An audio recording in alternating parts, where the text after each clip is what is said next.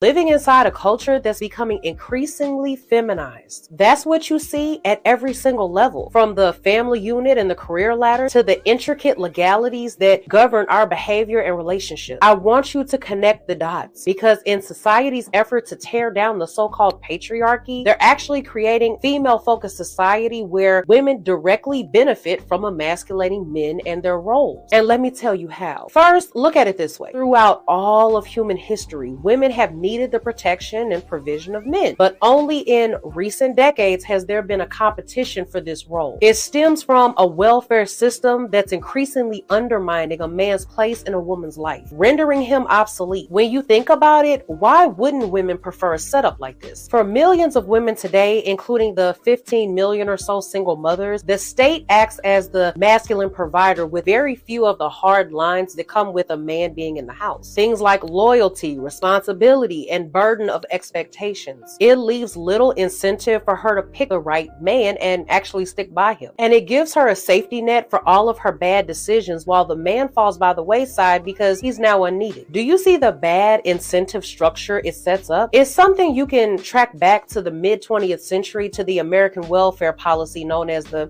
man in the house laws. It was a straightforward measure used by the government to determine who morally qualified for welfare benefits. The question was, is there a man in the house who can provide financially? As you can imagine, the men in impoverished and desperate households faced one of the most humiliating choices ever: find a way to make ends meet no matter what, or split from their own families so they qualify for government welfare benefits. Men had to make the hard decision to leave their homes and families so the government could then step in and provide. I can't imagine how emasculating that must have been for the man, being disposed of from their natural role as men and letting a government then step in and provide for their family instead. Imagine how hard it was for the man to almost act like that he didn't even exist, all while their women still had a solid provider in the form of a government check. You'll rarely hear about this in today's feminist reading of history, but the laws show us how women benefited from gender stereotypes because they themselves were not expected to be the providers.